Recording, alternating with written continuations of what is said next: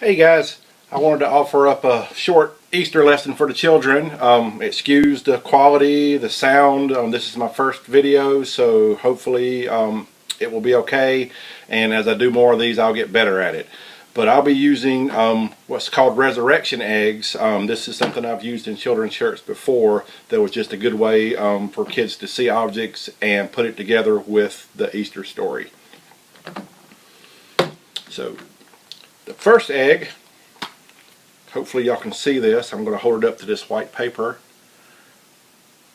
Anybody see what that is? That is a donkey. Now, what was the purpose of the donkey in the Easter story? That was actually the first thing that we begin with. That was when Jesus rode in, what we call Palm Sunday. He rode in and people lined the streets. They were laying down their cloaks. They were laying down branches of palm, just making a nice pathway into Jerusalem for Jesus. And some of them were there because they wanted to worship him. Some of them were there trying to see what was going on. Some of them were like the Pharisees that were in there to cause trouble. But this was a big spectacle, and this was what began what we call Holy Week.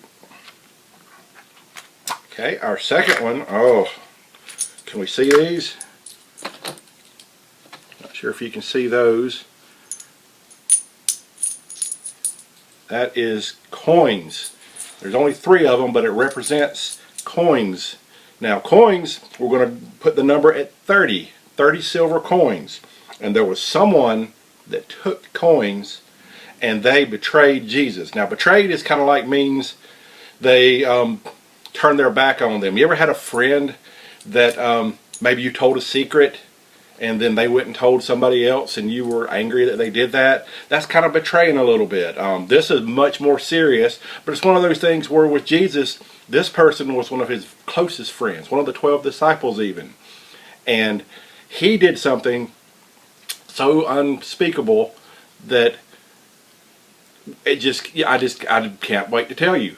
But what happened was they offered him money. So he took money over his loyalty to his friend Jesus. And what he said he would do is he said he would just tell them where he was going to be. He didn't think anything was wrong with that. So we call that a betrayal. So our word today is betray. This disciple's name was, y'all should have it by now, it's Judas, if you don't remember. Judas was the one that betrayed him. Okay, look at our third egg. This is a nice little bright purple one. Okay, let's see if we can see that. See what that is? That is, it's a little goblet, but it's like a cup. But this is like, we used it to plain cups. They used a little more distinguished cups. And the cup represents, giving y'all a chance to figure it out, is at the Last Supper. Well, let's talk about the Last Supper first. At the Last Supper, this was the meal he sat down with his disciples, all 12 of them, even greedy Judas, and he sat down to tell them kind of what was going to happen. He was letting them know that, hey, this is about to go down and you're not going to really understand it. And then he told them, hey, somebody's going to betray me even. He knew what was going to go, but he still had to do it. So this cup, and you may have done this up in big church, whenever we do the Lord's Supper, is when we have the juice, or the wine is what it represents, or we've had the little wafers we eat. The wafers are his body, and the cup we drink to remember his blood. Now, that's kind of nasty if you think about it. We're drinking his blood. No, we're not drinking his blood, but he wants us to remember. He wants us to remember the blood that he spilled for us. And that's very important, and we'll get to that in just a minute. Alright, we're into an orange one here. Okay, I think this is going to be something you can see pretty easy. Okay, I'm going to get this out of the way. That's not helping. Alright, that is some praying hands. Hopefully you can see these. If not, praying hands. Now that's pretty easy to figure out. That symbolizes prayer. But who was praying? Okay, this is when after they had their dinner, Jesus went out to the Garden of Gethsemane. And at that point, he said, I just need to go be by myself and I need to pray. And he told the disciples, I just need you to hang out, watch what's going on, I'll be back. And this is when he went and he spent some serious time with his Father, with God. And he was very upset And he was like, God, is there any other way I can do this? Because he knew what was coming and he didn't want to have to go through that. It's be a lot of pain. But he loved us. He loved you that much that he said, I'm willing to do it. But he just wanted to check. You ever had to do something and you're like, I know I have to do this. It's the right thing. It's very important. I'm going to do it. But if I can think of something else to do that would accomplish the same thing, what's the harm in asking? So he asked him and he said, I got it. Don't worry about it. Not going to ask again. But you know what the disciples were doing while he was praying? They fell asleep. I don't know. It was a long night. Different story, different time. But Jesus was praying. Let's see what we got here. Oh, okay. Now I wish I had my white paper because this is dark. Can we see that? That is a little leather strap. That represents like a whip, where they would whip Jesus. What they did is the garden, Judas went and told them, hey, he's in the garden. And when they came in, they didn't know which one Jesus was because there was a lot of people in there. So Judas went up and kissed Jesus on the cheek. He said, what's up? How you doing, preacher? Gave a thing. You know, you're my rabbi, you're my teacher, you're my pastor, I gave you a kiss. And then they said, aha, you're Jesus. And then everybody scattered, but they took Jesus. They took him and they carried him down. And that's where this comes in, because then they were going to punish him. And they began to beat him and began to whip him. And I'm not talking about just tapping him. They were smacking him. They would put like glass and thorns and sharp stones on this whip, and then they would slap him, and it would just wrap into his skin, and it would rip it, and it was really terrible. And he would bleed, and he was hurting, but he wasn't crying out, and he wasn't begging, and he just was taking it. Now you say, why would he do that? Why wouldn't he just say, look, I'm the Son of God, I'm going to end this, or you got the wrong guy, let me explain what's going on? Because there was a very special person, and it was you. That means everybody. It was you, it was you, it was you, it was you, it was you, it was me, it was everybody. He's like, I have to do this. Now why would he do that for us? Because he loves us. It's that simple. He loves us. Okay, what we got here? Oh no. Okay, this, see if we can see that. Okay. Can I help you? Huh? It's thorny, it's got points on it. They wrapped up some thorns and made it into like a crown. Now it wasn't a real crown. They were making fun of him because he's supposed to be the king of the Jews, and they were like, oh, you're not a king, you don't have a crown. So this was the Roman soldiers. They were just giving him the business. There's no need to do that.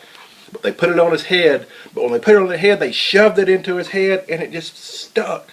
And it made him start to bleed. And you're thinking, oh, this is terrible.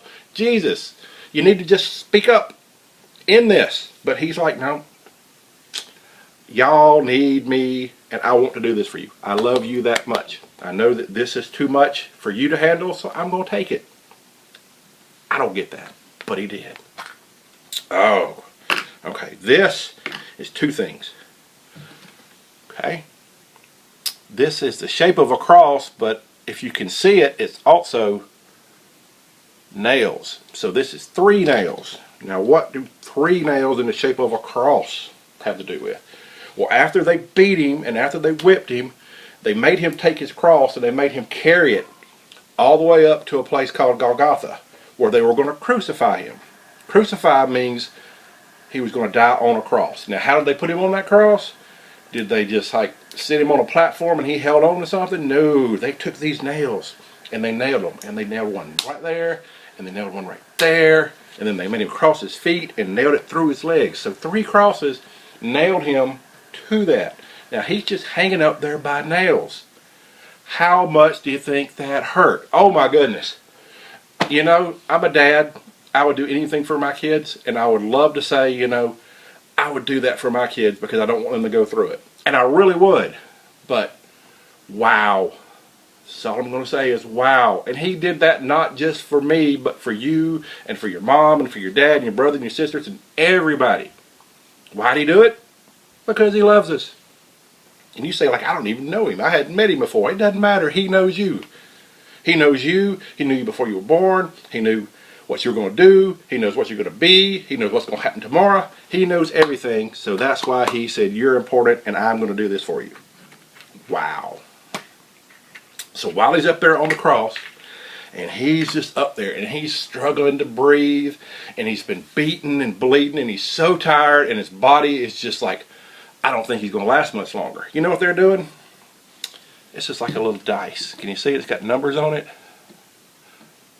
Yeah, I'm struggling. Yeah, it is. Okay, maybe. I wish I had my white paper. Bad move. Okay, so they were down there, and they weren't using a dice, but they were betting. They were like, oh, I really like his robe that he's got on. That's really nice. I bet that I can get the robe. And they were arguing over who was going to get his clothes. Are you serious? This is Jesus. He was out there healing the blind, making people that had never walked before walk. He was just doing nothing but wonderful things and loving people. And they just were scared of that.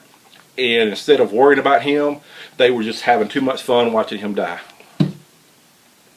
That's just, makes me angry. Let's see what we've got. Oh, purple is a nice color. Okay, this one, anybody see that? That is, that's a spear. That is a spear. See, it's got like a little point on it. Now, what did they do with the spear? There was no fighting. So what did they need the spear? Well, Jesus was up here. And he was here. And he'd been there for so long. And he just was, oh my goodness, he was up there for just the longest time. And I think they were just getting tired, and they were like, why don't you die already? This is just awful. And he's up there in agony, and he's dying. And he called out, and he said to God, he said, you know, why have you forsaken me? Where are you? He thought God left him. And what God did was, God couldn't look, because all the sin, all the wrong stuff that you've done, and that I've done, and I'm going to do again, and you're going to do again, was all on him. See, this is what this is all about. This is all about all this that he did for us, because he said, you can't do it, but I can. So he took all the sin and he said, I got this. And with the sin, he washes away our sins. Therefore, we can be born again in Christ. That's when we talk about having him into your heart and you're born again. And then you have eternal life. See, because if I don't have Jesus in my heart, I can't go to heaven. I don't know Jesus, and I don't know the way to heaven, is number one. And number two, sin cannot go into heaven. God cannot have sin. That's why he couldn't look at Jesus for that one brief moment. He couldn't. And then Jesus said, it is finished, and he died. And he was just hanging up there. But they couldn't really tell. They said, is he dead? Or is he faking? Or is he sleeping? So they took the spear, and they stabbed him.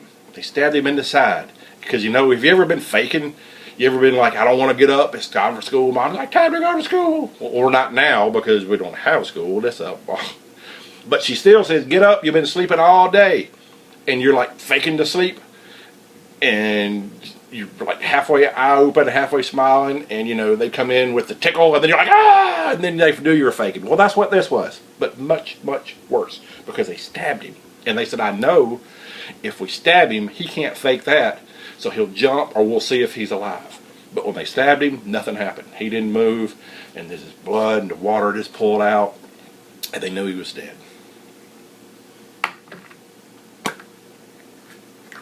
So they took him down from the cross. And they took him, and they wrapped him in clothes, and they put him in the tomb. So this is the linen that they wrapped him in. Just like grave clothes. They wrapped him up and they put him in a tomb. Now the tomb was not like in the ground like when you see people. You ever seen people get buried? They go down in a casket. This was more like a cave. And they laid him in there, and then they took this huge, huge, huge rock and they rolled it in front of it. So they said that this way Jesus can't get out. Because all along he kept saying, guys, don't you worry about it. Death can't stop me. I'm going to come back. He said, when I'm gone, I'll be back 3 days. Don't you worry about it. So then the Pharisees, they're all thinking, oh, he can't come back, but what's going to happen is his friends are going to sneak in hide his body and make it look like he did, and then everybody will think that he's like really amazing. So they said, we're going to put a big giant rock, and that rock was, you know, twice the size of me. I mean, it was huge. It took like 3 or 4 people to actually move it. And they put it there, and then they put soldiers outside the tomb to make sure nobody could get in and nobody could get out. So this is what they wrapped him in. Okay, and then here's the stone. Now, like I said, imagine this is a rock, but it's a stone. I mean, it's huge. I mean, I don't even see how hard I'm reaching. Picture somebody standing on my shoulders, and then picture me reaching twice. I mean, it's like the size of, well, you can't see it, but like my garage door or your car. I mean, it's big. There's no way anybody could move it, okay? So this is the stone. But here's what the stone had done. On the 3rd day, just like he said, I'm going to rise. They went to the grave because they were going to go, you know, give their respects and, you know, oh, what's going on? And when they got there, the stone had been moved aside. It had been rolled. How did it move? Nobody touched it, but it had been moved. Boom. God, Jesus, moved it. Miracle. That's what happened. So then, when they saw that, they were all scared. They're like, oh, what has happened? What has happened? Well, this is the last egg. And when they got there, they went inside the tomb to see what was going on. And let's see what's in the last egg. What? There's nothing in there. Well, what am I supposed to use to tell you all about? No. That's it. This is the tomb. That's what was in there. Nothing. Empty. Just like he said, 3 days, I'll be gone. Going up to heaven. Don't worry about it. This is all a plan. Yes, I had to get beaten. Yes, I had to die on a cross. But you know what? I had to show them that death cannot defeat me. I had to show you that I got your back. I'm your best friend. I'm your comforter. I can take care of all this stuff. Just got to come to me. Just have to come to me. So, when you think about Easter, and we're thinking about the eggs and the candy and the dressing up and the nice clothes, we need to be thinking about Jesus, because he did for us the unthinkable. All because why? He loves us, and he wants us to ask him in his heart, in our heart, so that we can have everlasting life, which means we can live forever with him in heaven. So I hope you enjoyed that. If you have any questions, you can reach out to the church, or you can reach out to me. And happy Easter, everyone, and God bless.